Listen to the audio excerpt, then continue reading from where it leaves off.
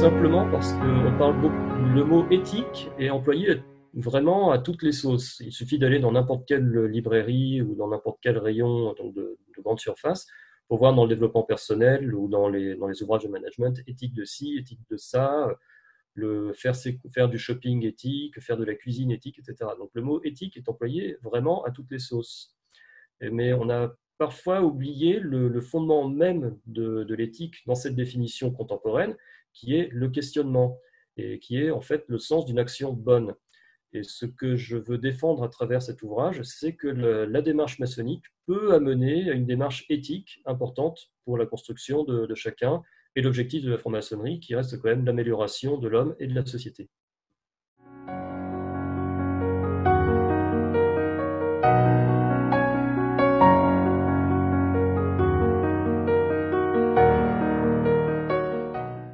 Si on va donc relativement loin, donc vers l'Antiquité, ce qu'on appelle le mal, donc il y a deux composantes. Il y a une première composante qui est de s'affranchir de l'ordre moral établi par une autorité spirituelle.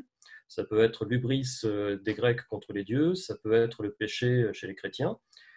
Et donc, ce qui est une première composante. La deuxième composante du mal, et ça c'est valable quelles que soient les civilisations, quels que soient les continents, c'est infliger une souffrance indue à autrui. Donc, beaucoup de choses dans les religions permettent d'excuser ce caractère, de faire du mal de manière indue, mais ça reste une justification de quelque chose qui ne devrait pas être, si l'on reste bienveillant.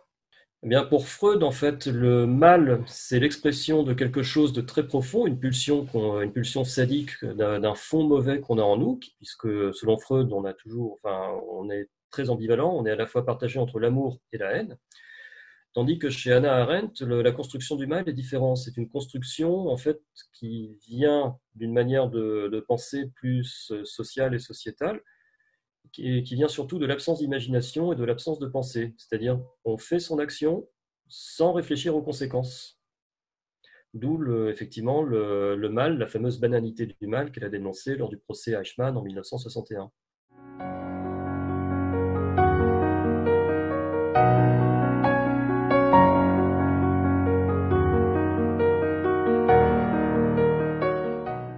L'utopie, le roman utopique est un genre à part entière de littérature, donc inventé par Platon, puis plus tard repris par Thomas More. Il y a toujours une composante de société cachée qu'on découvre par hasard, et qui est en fait un reflet de ce qu'on voudrait que la société soit.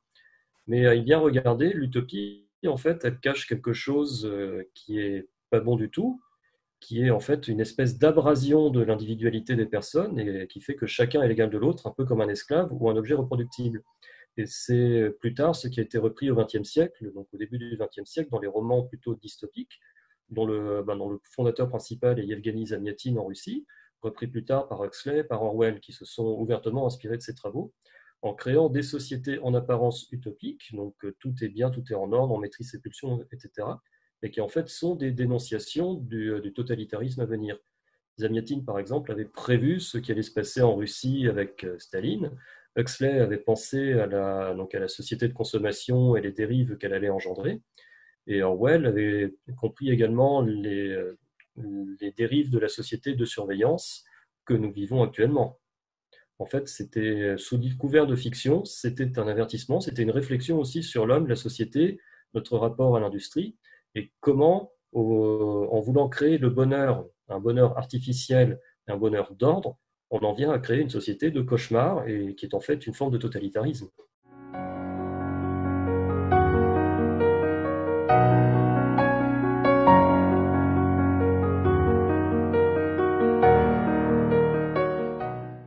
Au départ, éthique et morale, c'était le même terme. Il suffit de lire l'encyclopédie de Diderot et d'Alembert, éthique voire morale, morale voire éthique. Au fil du temps, les deux termes ont un peu dévié, différencié, et ont été différenciés. Donc la morale, c'est suivre des règles morales qui sont imposées de l'extérieur, et l'éthique, on peut plutôt l'interpréter comme le fait de suivre des règles morales, mais à l'intérieur. Ce sont des règles qu'on a intériorisées. C'est une démarche, c'est un questionnement qui consiste à dire quel va être le résultat de mon action, et qui demande un peu de réflexion. La morale n'a pas besoin de réflexion. C'est l'autorité dit telle action est morale, je fais telle action. L'autorité me demande de faire quelque chose, je réfléchis. Si je suis éthique, je réfléchis à ce que je vais faire et en fonction de ce que j'imagine être la solution ou les conséquences de mon action, j'adapterai mon action. Et il suffit d'un exemple tout simple. Le simple fait d'acheter quelque chose. Quand je vais faire mes courses, j'ai le choix entre aller en supermarché et prendre des fruits et légumes qui vont être payés très peu cher à un producteur, ou à l'inverse, me poser plus de questions et me dire pourquoi ne pas encourager un producteur local et pourquoi ne pas encourager un primeur à côté de chez moi plutôt que d'aller au supermarché et de dépenser mon argent, donc quelque part de choisir quelque chose que j'estime mieux pour le reste du monde et de la société. C'est, on peut aller très loin comme ça, mais la moindre de nos actions peut donner une éthique.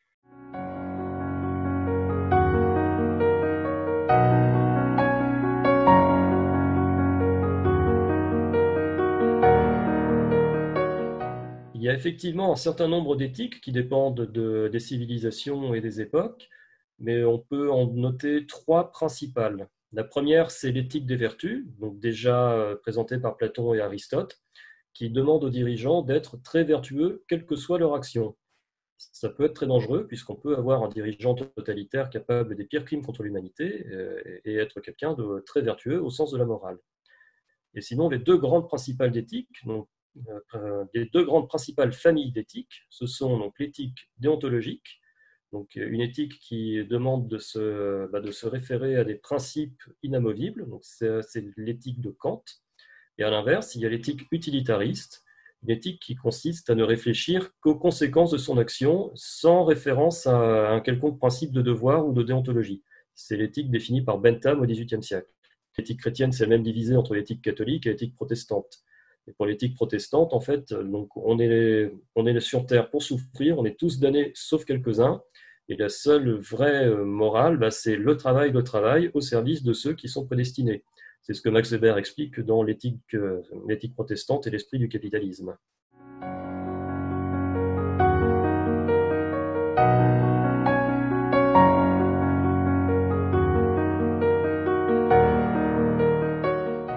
C'est que donc le meurtre d'Hiram chez les maçons est très similaire au mythe que va employer Freud dans la plupart de ses ouvrages, notamment L'homme Moïse et la religion monothéiste, ou encore Totem et Tabou.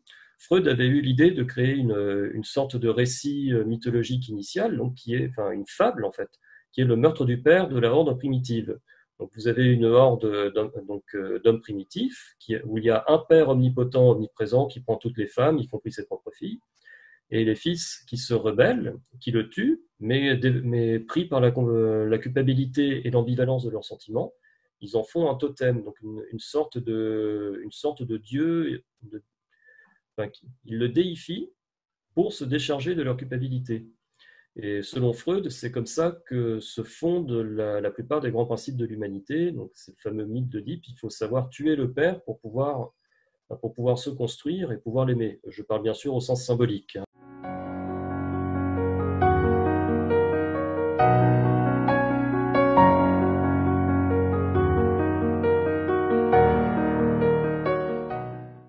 Aussi triste que cela puisse paraître pour ce pauvre Hiram, oui, sa mort était nécessaire pour pouvoir permettre la construction de l'éthique maçonnique, qui est quand même une éthique très forte.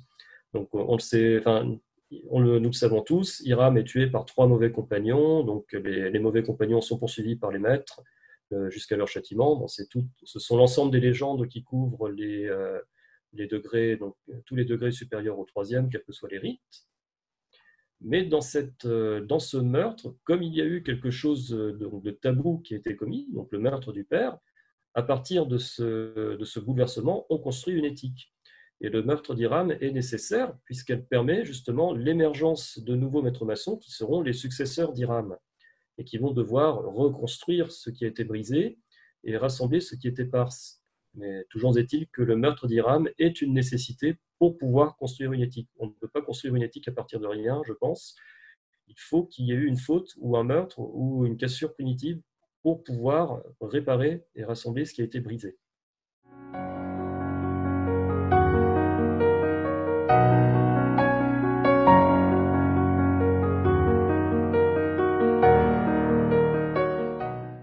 Eh bien, je pense que pour soi-même, l'éthique pour soi, c'est prendre soin de soi, c'est-à-dire apprendre à se connaître, apprendre à connaître ses limites, à accepter ses limites et ne pas chercher à aller au-delà de peur de provoquer une catastrophe ou un malheur. C'est-à-dire, par exemple, se charger trop pour les honneurs et au final ne rien faire de bien. Deuxième éthique, donc l'éthique de la deuxième personne, c'est prendre soin de ses proches. Donc pour un maître maçon, c'est prendre soin de ses filleuls ou de ses frères les plus proches ou des frères les plus fragiles de la loge. Par exemple, en période de confinement, c'est régulièrement prendre de leurs nouvelles, les appeler, leur envoyer un petit mot. Enfin, c'est des actions toutes simples, mais qui permettent de marquer le lien. Et c'est également, quand la loge est sollicitée, c'est que chacun puisse donner à la mesure de ses moyens pour que la loge puisse aider le ou les frères en difficulté. Donc, quand je dis frère, j'inclus frère et sœur. Un frère, il faut le prendre au sens neutre et non pas au sens masculin. Et enfin, la dernière éthique, donc prendre soin des autres, ça, c'est ce à quoi nous nous sommes engagés donc le jour où nous avons prêté serment, c'est contribuer à l'amélioration de l'homme et de la société. C'est-à-dire que nous sommes impliqués par un serment, nous sommes obligés d'être meilleurs, nous sommes obligés de nous améliorer. C'est le sens de notre travail. Et ça, c'est mon approche. Je pense que lorsqu'on est soi-même exemplaire, lorsqu'on est soi-même en mesure de contrôler ses pulsions, ses désirs, etc., de se poser quelques questions éthiques, on peut améliorer la société par contagion si on devient nous-mêmes des personnes de bien, d'éthique, et que l'engagement est sincère et qu'on ne fait pas ça juste pour être bien vu.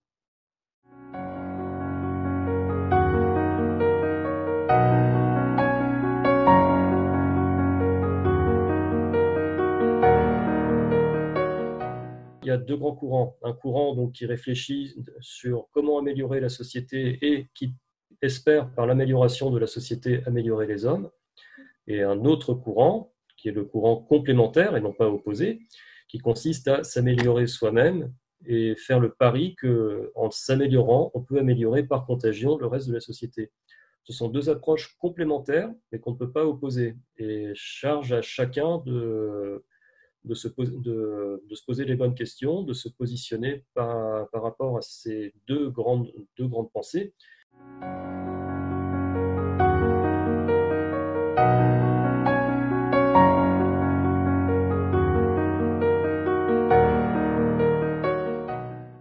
Donc, il n'y a pas à proprement parler de bon ou de mauvais franc-maçon. Par contre, il y a des situations qui nous font prendre souvent des bons, mais aussi des mauvais choix. C'est vraiment une question de contexte.